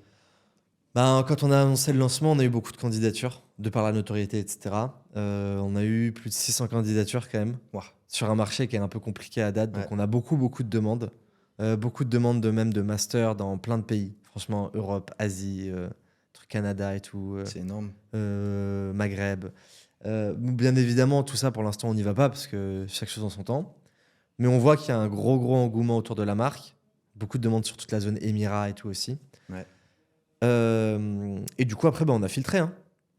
Les mecs avec qui ça fit bien humainement, les gars qui s'y connaissent dans la restauration, ceux qui ont l'apport, etc. Ça a pris beaucoup de temps à trouver des locaux. C'est une vraie galère. Ouais. Et C'est vous qui les trouvez pour eux? Ou c'est eux qui arrivent avec un dossier en disant, bon, j'ai trouvé ça, ça, ça? il y a les deux. Après, en fait, on n'est pas obligé de le faire. Après, on les aide à chercher parce qu'en fait, on sait que au plus vite ils trouvent, au plus vite ça ouvre, tu vois. Donc, Ouais, au bien plus vite sûr. ça bénéficie à la marque. Et donc voilà. Et donc là, franchement, ça a pris du temps quand même. Ouais, j'imagine. Ouais, c'est une vraie galère ce truc. Ouais. Et c'est un énorme chantier, quoi. Et non, et là, on a. Comment en tu vrai- structures un peu pour passer d'établissement en propre à te dire que maintenant tu vas passer la main, tu vas tout processiser, j'imagine. Comment Ben, on fait un peu? franchement, ouais. Gros taf, surtout les manuels du savoir-faire, les process, etc., les appels d'offres, valider les solutions. Mais moi, je trouve que. Enfin, là, je suis pas trop inquiet. Ouais. Après, on bosse avec Foodmood sur la partie dev. Donc, Ok. c'est super parce que ils nous apportent pas des candidats, mais ils nous aident à traiter les candidats existants. Parce qu'on a Guillaume qui bosse avec nous dessus. Tu as Jérémy Cerceau, c'était le. Je vais pas te dire de bêtises, mais je crois que c'était le CEO de Eric Kaiser, le boss Europe, Australie d'Agendas, etc. Donc, bon, c'est un mec top dans la restauration qui est très cool. Et il y a Guillaume aussi avec lui qui était l'ancien directeur du développement de Pokawa, tu vois. Ok. Donc, en fait, c'est que des mecs qui connaissent bien les villes, les structures, les typologies Ouais, de qui vont locaux, vous aider, qui éviter de savent faire des aussi grosses parler erreurs. aux candidats d'un point de vue plus que toi, tu es le franchiseur, tu veux lui vendre le truc, tu vois. Et, du coup, ils nous aident bien sur le développement, ça se passe super bien avec eux, donc sur ça, c'est cool. Et après, franchement, moi, tu vois, là, je pense qu'on va avoir entre 6 et 7 ouvertures cette année. Allez, 6 et 9 si on voit fourchette haute. C'est énorme. Mais moi, d'un point de vue marketing, genre, je suis vraiment pas inquiet. Ah c'est sûr, je pense que de toute façon tu vas continuer. Parce que là je veux être franchisé père et fils, c'est quoi les conditions? 30 000 de droits de rentrée. Ok. Faut avoir 80 000 d'apport pour aller financer ton projet, tu vois. Ok. Sauf si demain tu me dis, je vais déjà le local, c'est un truc de burger, on adapte et tout, tu vois. Il y en a qui ont besoin beaucoup moins d'investir. Et après, 5% de royalties plus 2% pour la com qui est réinvestie. Ok. Donc ce qui est somme toute assez normal. Ouais. Et c'est Ouais. même pas très cher. Parce que moi je me souviens, ça fait un moment, mais quand Berliner a commencé à grossir, on s'était dit qu'à Lille ce serait une bonne idée parce qu'il n'y en avait pas. Alors maintenant il y en a. Hein. Mais à l'époque il n'y en avait pas et on avait commencé à regarder et c'était un truc de fou. Je te dis peut-être une connerie, mais c'était genre 200 000 minimum d'apport à amener. Ah ouais ou une preuve de travaux à hauteur de 200 000. Enfin un truc vraiment, fallait mettre un pied Nous, au après début, quoi. 80 000 d'apport, tu vas chercher un prêt bancaire et tout par-dessus quand même. Ouais, tu vois. donc dans tous les cas il y a quand même un Donc objectif. en vrai, mais- tu sors un père et fiche entre 400 et 500 000 balles, quoi. Quand même. De- C'est ce que vous a coûté le premier Ouais. Ok. Et comment tu 500. trouves l'argent au début Hein pour le tout premier? Beaucoup de concours. Je crois nous, on a mis 25 000 ou 30 000 d'apport Ok. à nous trois. On a dû faire 20 000 de concours, 10 000 de crowdfunding, 130 000 de love money et après prêt bancaire. Ok. On avait besoin de, je sais plus, 25-30% d'apport pour aller ouvrir le premier. Mais oui, alors en fait, le truc, c'est que tu as l'invest, mais déjà, souvent, il y a du rachat de fonds de commerce. Donc, Ouais. du coup, fonds de commerce, ça se revend aussi derrière, tu vois. Ce qui fait qu'en soi, le truc relou du fonds de commerce, c'est que tu immobilises un peu de l'argent, tu vois. Parce que si tu pas le fonds de commerce, tu fais de la log pure ou quoi, tu as quand même beaucoup moins d'invest, quoi. Ouais. Donc, T'as moins de liberté par rapport aux travaux et tout, non? Pas non, forcément. non. C'est quoi aujourd'hui les trois. Enfin, j'en Soit avais tu fais de parlé la un log petit peu avec pure.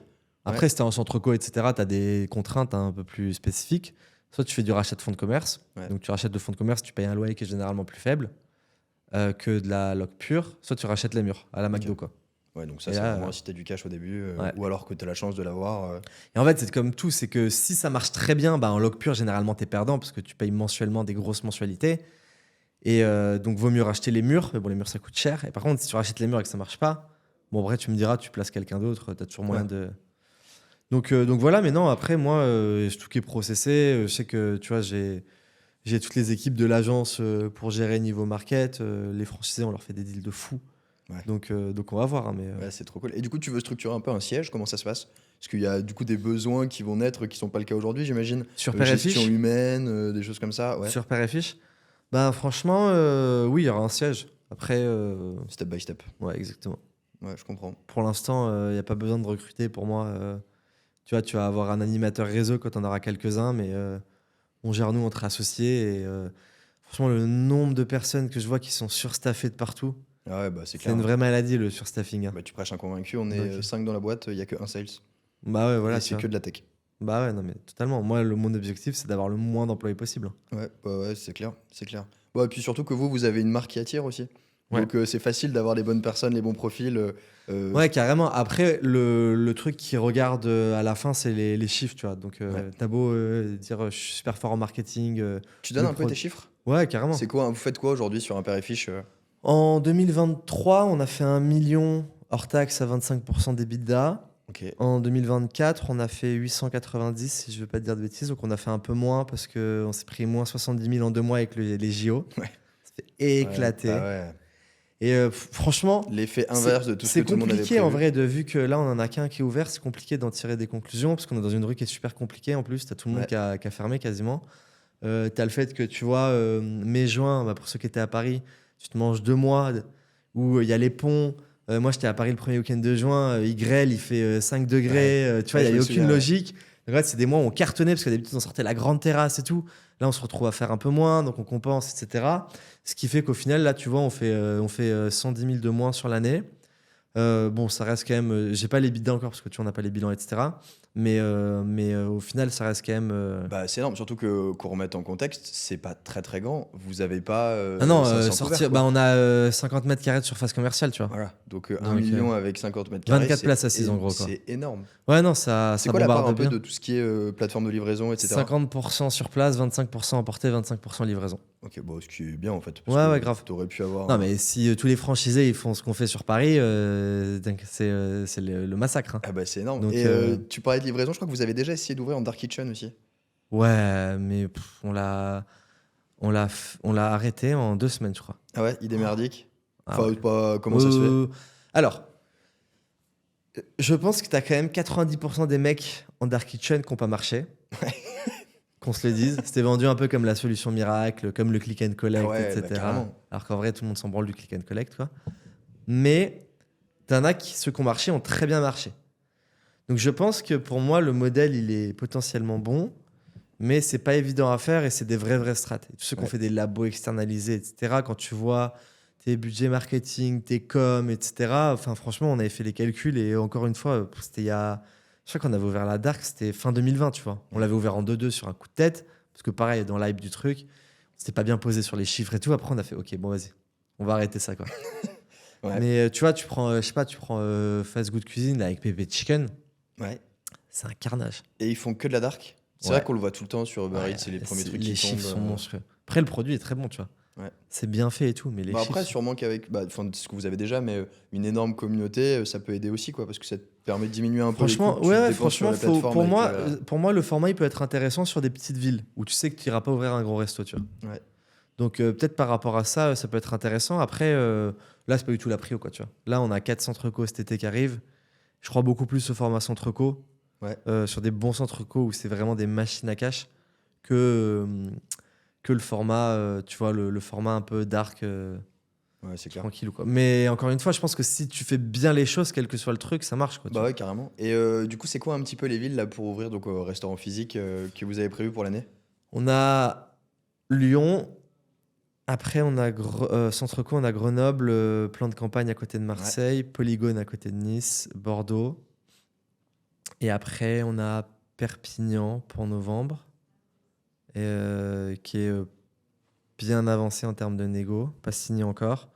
Et après, on a des villes où on a des candidats qui sont en train d'avancer, mais on n'a pas les locaux. Du genre Annecy, Toulouse, Angers, Nantes, si je dis pas de bêtises.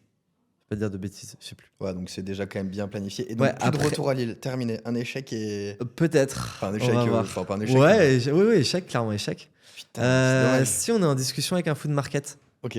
pour revenir sur un format peut-être un peu Food plus petit. Market Citadium, non? Ils ont ouvert un truc pas mal. Ça doit faire 2 ou Non, 3 c'est ans. mon associé qui gère.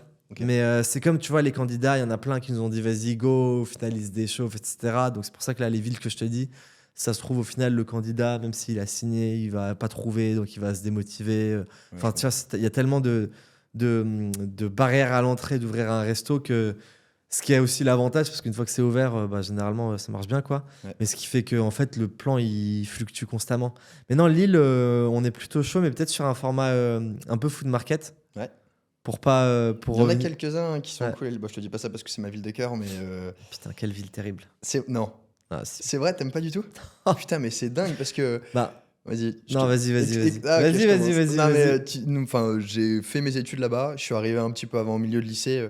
Et tous mes potos avec qui j'ai fait mes 3 années de licence étaient principalement des gens de Paris, que j'ai retrouvés à Paris après en arrivant.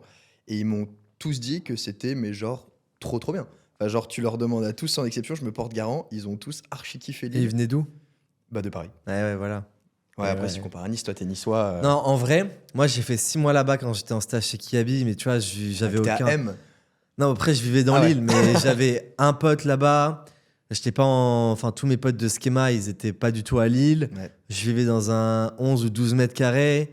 Bon, j'ai 1 heure de trajet tous les matins, 1 heure tous Ouais, les t'as pas eu soirs. la J'avais bonne pas 1 euro, expérience. donc j'ai pas eu la bonne expérience. Après, quand je suis revenu avec Père et Fiche, bon, en vrai, c'était marrant, tu vois. Ouais. J'étais venu 2 mois, moi, pour l'ouverture. On avait bien rigolé.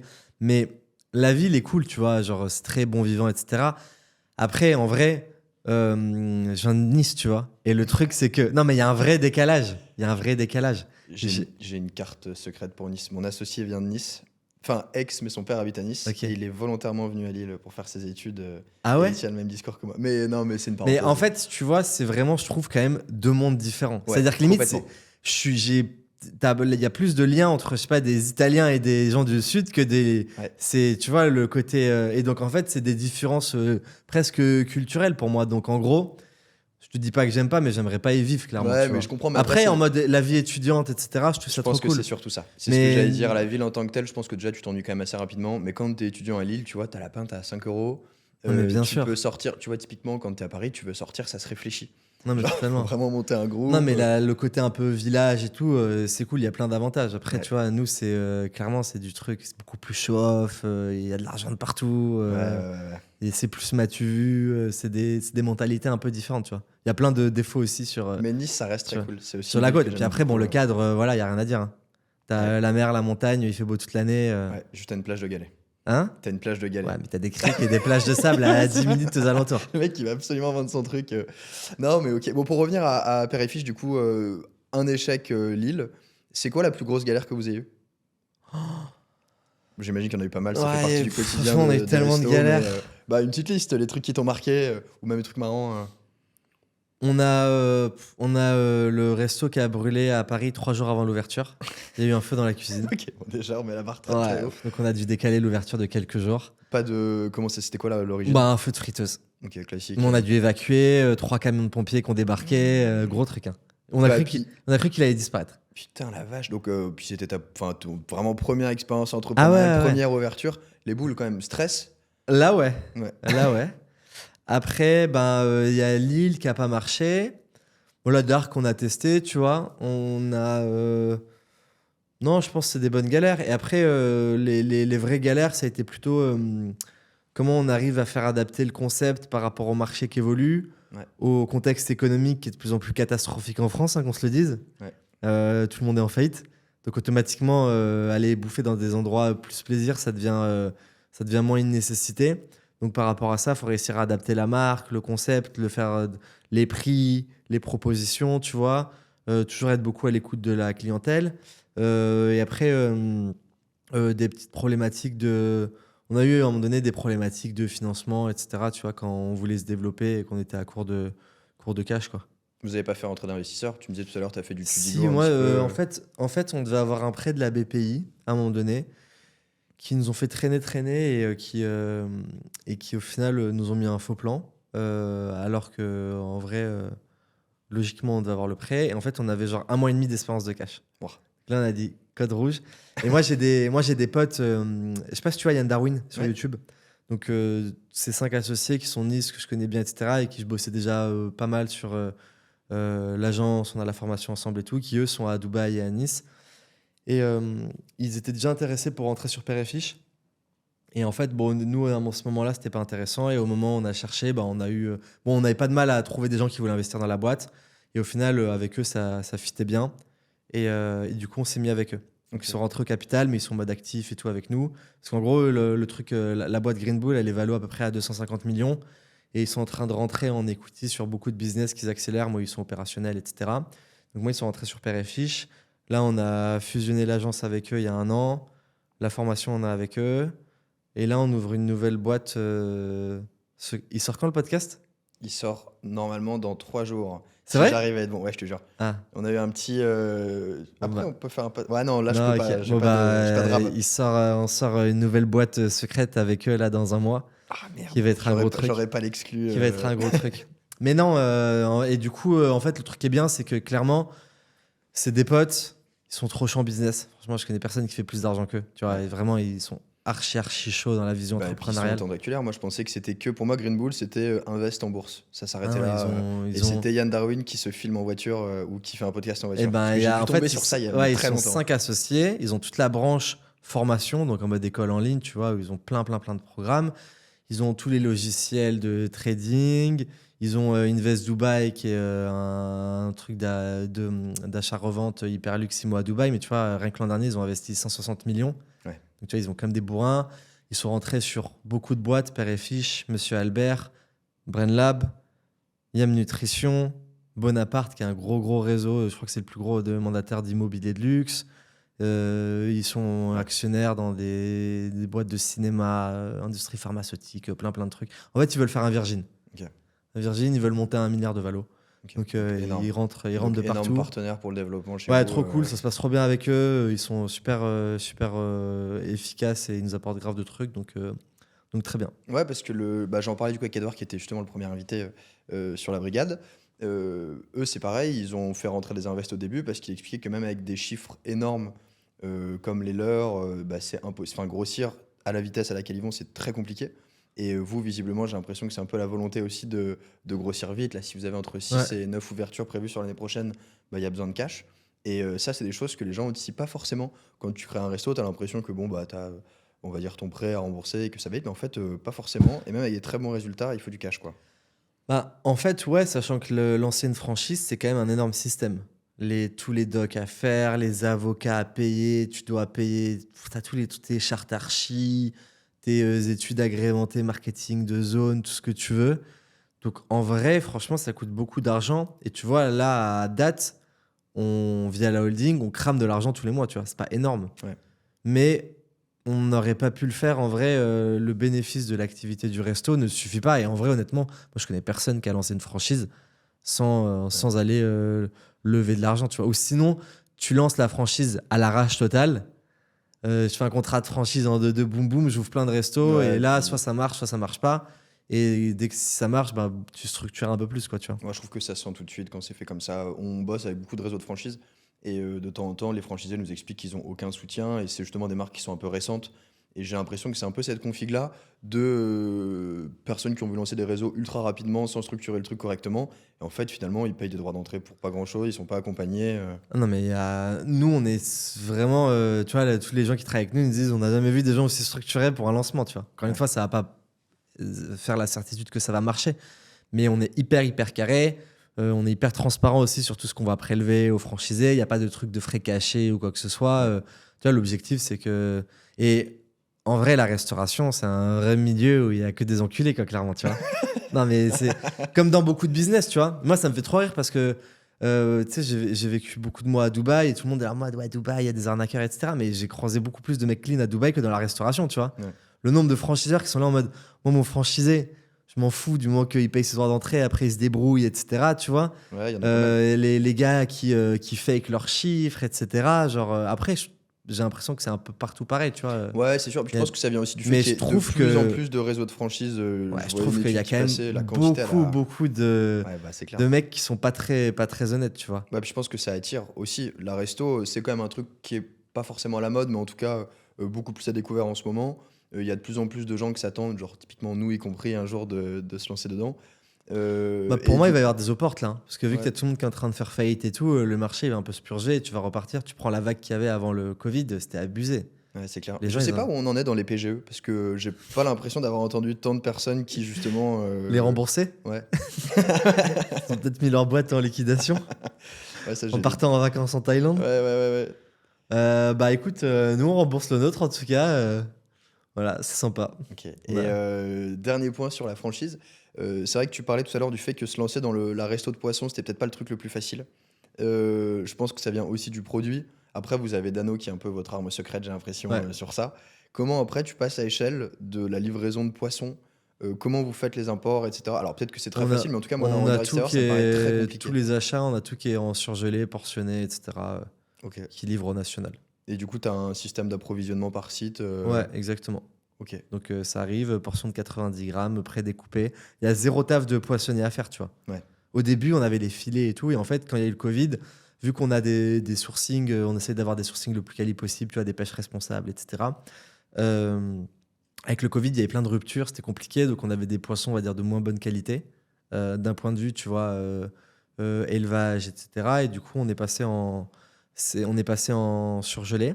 Ouais. C'est Ava qui voulait, moi, j'étais pas trop chaud. Hmm. Et on a dit, vas-y, on fait le test. Et en fait, bah, du coup, tu reçois tout qui est prédécoupé, portionné, etc. Ou en plus, parce que surgelé, ça veut pas dire de moins bonne qualité, hein, Ouais, tu ouais, vois. c'est clair. Du coup, on a des bons sourcings, etc. Et en vrai, les gens, personne ne fait la différence. Parce que quand ton poisson, déjà, en vrai, il est toujours aussi bon, tu vois, il décongèle bien et après, tu le fais cuire. Mais quand en plus, il y a la panure, la sauce, le pain, etc. Et au final, ça facilite la vie de tout le monde. Parce que nous, les franchisés, pareil, ils ont pas envie de devenir poissonniers, tu vois. Bah ouais, c'est un Ils peu ont le envie truc d'ouvrir des d'un business qui leur regard rapportent de extérieur. Je me l'argent. dis, putain, mais comment tu fais pour le respect de la chaîne du froid dans le poisson? Ça doit être un Non, enfer. franchement, on a Alors qu'en tout fait, qui c'est est... beaucoup plus pratique comme ça. Non, on a tout qui est bien processé, etc. Et tu vois, même, on a plein de mecs qu'on a vus, qui ont des grosses franchises, qui sont déjà dans la restauration, tu vois, même des Burger King, etc. Quand ils viennent dans nos cuisines, ils disent, franchement, genre, c'est clean, quoi, tu vois. Ok. Genre, ils se projettent en 2-2, ok, ça tourne tout seul, il n'y a pas trop de prépa, il y a tout qui est externalisé. Donc, par rapport à ça, en vrai, on est bien, tu vois. Après, encore une fois, on va dire qu'on a fait le max pour être dans les meilleures conditions pour nous et pour les franchisés pour que ça marche. Est-ce que ça va marcher? Je ne sais pas, tu vois, mais... Moi, je pense que vous avez pris un shaker, vous avez mis quand même tous les trucs les plus importants dedans et que vous avez fait avec soin. Il n'y a pas de raison que ça fonctionne pas. À voir, hein. Et on se rapproche de la fin en termes de timing. Est-ce qu'aujourd'hui, tu as une grosse réussite qui t'a marqué sur cette expérience, Père et Fiche? Ou plusieurs, hein. On a parlé des erreurs, c'est pour ça on va essayer d'avoir l'autre. Bah, grosse réussite, c'est. Pour moi, la plus grosse réussite, c'est la marque qu'on a créée, tu vois. Ouais. Parce qu'en vrai, on a quand même. Tu vois, je le vois, on a créé une marque qui est super puissante. Tu vois, on a des demandes partout sur la planète de gens qui veulent la marque. La dernière fois, on était avec un fonds, tu vois, canadien qui pèse 200 ou 300 millions, un fonds de food, qui nous disait qu'il voulait développer Père et Fiche au Canada et qui voulait que nous, on développe une de ses marques en France. C'est énorme. Et en fait, il pensait que la marque était tellement connue qu'on était une énorme boîte. On lui a dit, mais mec, on n'a toujours pas ouvert une franchise, on va pas pouvoir développer ta marque, tu vois. Et non, et bah, tout le travail sur l'univers de la marque, tu vois, qu'on a créé, qui aujourd'hui nous rend vraiment unique et en fait, m'inquiète pas du tout. Pour moi, si la marque marche pas aujourd'hui, c'est juste que le produit qu'on a est pas prêt sur le marché ou le marché français n'est pas le bon, tu vois. Ouais. Parce qu'en vrai, j'ai zéro pression sur le fait qu'il y ait des concurrents qui arrivent et qui fassent mieux que nous, tu vois. On a Ouais, trop ça, c'est d'avance là d'un point de vue. Tu vois, les gens, ils consomment, ils disent je veux un Père et Fiche. Comme quand tu vas à McDo, tu dis je veux un McDo. Ils disent Ouais. pas j'ai envie d'un burger au poisson. Ouais, c'est Ça, vrai. je me ferais bien un Père et Fiche, tu vois. Donc c'est vraiment ce réflexe qu'on est en train de créer. Et après, voilà, c'est un travail long terme. Donc je pense que sur tout le travail de construction de marque et de notoriété, on a bien réussi à faire notre taf. Et après, bah voilà, ça va être est-ce que sur le développement national, les chiffres vont suivre. Ah bah, c'est clair. Mais souvent, c'est marrant parce que les restos, justement, trouvent que la marque, c'est un peu secondaire par rapport à la qualité des produits. Alors, je parle pas de la nouvelle vague de restaurants qui l'ont quand même bien compris, mais généralement, c'est un truc qui passe après. Alors que finalement, vous, c'est limite la valeur la plus stable que vous Ouais, puissiez avoir parce que elle va pas disparaître, surtout avec le travail que vous faites et l'anticipation à chaque fois. ouais, Ça vous permet de rassurer les potentiels franchisés, ouais. ça vous permet d'étendre le réseau bien au-delà en termes de communication que simplement la devanture qui serait magnifique, puisque Ah, on mais peut entendre totalement. parler de vous autour de toute la France. Non, mais on a des histoires. Tu vois, déjà, le nombre de candidatures à la franchise qu'on a eu, c'est Ouais, hallucinant. c'est énorme. 600, Tu tu vois, disais tout à l'heure. ouais, on a plus de 600 par rapport à notre taille, tu vois, avec un resto, C'est dans un énorme. contexte où, en vrai, aujourd'hui, les gens, ils sont plus en train de regarder actuellement comment économiser leur argent et Ouais, sauver leurs économies plutôt qu'investir. Tu vois, que ça soit n'importe quoi, hein. IMO, restauration. Tu vois, moi, on a des marques e-com et j'ai plein de potes qui ont des marques e-com. Tu sens que le climat, il est plus compliqué qu'en 2020, tu c'est vois. clair. Donc, franchement, pour moi, à part la partie création de contenu influence qui carbure de tous les côtés, tu vois, sinon, toutes les économies, je trouve, sont quand même où tu prends l'IA ou quoi que ce soit. Mais sinon, même toutes les boîtes tech survalorisées, là, il y a 3 4 ans, qui sont en Ouais. PLS, tu vois, Eh bah ouais. t'es dans un climat un peu compliqué. Donc, même malgré ça, on voit beaucoup de gens. Et je pense aussi l'avantage d'avoir communiqué énormément, nous, sur nos personnalités, etc., c'est que les gens, ils voient déjà un peu à qui ils ont affaire. Donc, ça, ils vont se dire, ouais, ceux-là, ils se prennent pour des influenceurs de la Ouais. restauration et tout, je les aime pas. Donc, ok. Mais les gens qui viennent nous voir, ils voient qu'on est transparent, ils voient que Dano, mon associé, il est vraiment passionné, ils voient que Ava, sur les process, etc., c'est super carré. Moi, sur le marketing, ils voient les résultats de l'agence, ils voient les résultats de tout père et fils, tout est visible. Donc en fait, c'est que des petites briques de rassurance qui font qu'après, s'il y a le fit humain, ils se disent, ben en vrai, c'est pour ça que d'ailleurs qu'on en a plein couvre, c'est que ils se disent, ben en fait, moi, je crois à fond à la marque et je suis chaud d'être le premier et boum, j'y vais, tu vois. Et là, je sais que t'as, je pense, 99% des gens qui sont en attente encore, tu vois. Parce qu'il y en a eu 600, Ouais. mais je sais que tout le marché Impossible de se attend tromper. que Ah de ouais. voir si Père et Le, Fiche, le premier. ça va marcher Ouais. en province ou pas. Et en fait, tu vois, on va voir à Lyon, mais tu sais que si Lyon, ça marche, tous les mecs qu'on a eus qui nous ont dit, bon, bah, revenez me voir quand vous en avez quelques-uns, etc., tu vois. Là, je pense qu'avec tous les centres côtes cet été, genre là, tu prends un septembre, C'est si sûr. tout marche, genre là, tu vois, c'est un massacre. Tu vois, je Ouais. connais, tu vois, je parlais quand j'étais avec, d'un fois, les gars de Tacos, ils nous disaient, nous, au début, c'était impossible d'avoir une franchise, on faisait des chiffres de merde à partir du moment où ça marche, mais tu te prends un flux de candidats. Ouais. Parce que nous, c'est le dernier un peu rempart de preuve de marque, tu vois. C'est en mode, ben, regarde, on a dupliqué le modèle partout. Lyon en ville, Sandco, etc. Ça marche partout. Qu'est-ce que tu veux que. Je te fais, je te fais tout, tu vois. Bah après, c'est le McDo du poisson. Voilà, non, mais genre, Non, mais on c'est t'aide clair. sur la recherche des locaux, on est transparent sur les frais, on marketing, en vrai, franchement, Ouais. on éclate toutes les agences. Achat, etc. Tu vois, on a un food cost à 25%, c'est vraiment pas beaucoup sur. Surtout sur du poisson en plus. Ouais, c'est bien processé, etc. C'est carré, c'est rigoureux, on vous accompagne bien, on est hyper présent pour l'accompagnement. Donc en gros, encore une fois, tu maîtrises pas le fait que ça va marcher ou pas. Mais on fait tout mieux que les autres pour que ça marche. Donc ça devrait. Et regarde les Ouais. chiffres, ça marche, tu vois. Là, on a juste pas assez de chiffres de resto pour moi à montrer pour que le mec, tu sais, ça soit un peu le truc offre irrésistible, tu vois, où C'est sûr. c'est no-brainer où le mec il dit ok, je signe, tu vois. Ah Et bah, encore clairement. aujourd'hui, tu vois, la preuve, il y en a plein qui signent et qui s'engagent, qui disent les gars, il y a zéro sujet, et moi j'y vais parce que c'est sûr que ça a marché, quoi. Trop cool. Donc voilà, donc écoute, Bah, le meilleur reste à venir. Est-ce qu'il y a espérons, un hein. sujet que tu aurais voulu aborder qu'on n'a pas forcément évoqué? C'est pas forcément une question piège, hein. Tu as le droit de pas en Non, en avoir. On a vrai, fait le tour de tout? ouais, je pense qu'on a fait un bon petit tour. Ok, bah écoute Alex, merci beaucoup pour cet Ben, épisode. merci à C'était toi. très cool. Merci à tous ceux qui seraient restés jusqu'ici. Et Merci. puis hâte de voir, du coup, c'est le 16 février? 19 19 février, juste après la 19 Saint-Valentin. février à Lyon, rue Mercière. Venez et on fera grosse soirée d'inauguration le 6 mars. Ok, bon, je le note. Bah, si tu veux passerai passer. faire. Ah bah, ça serait avec plaisir. Bah, carrément, Ok, ouais. c'est noté. Bah écoute Lyon, Alex, 6 mars. trop cool. Merci beaucoup. Vas-y. Ciao.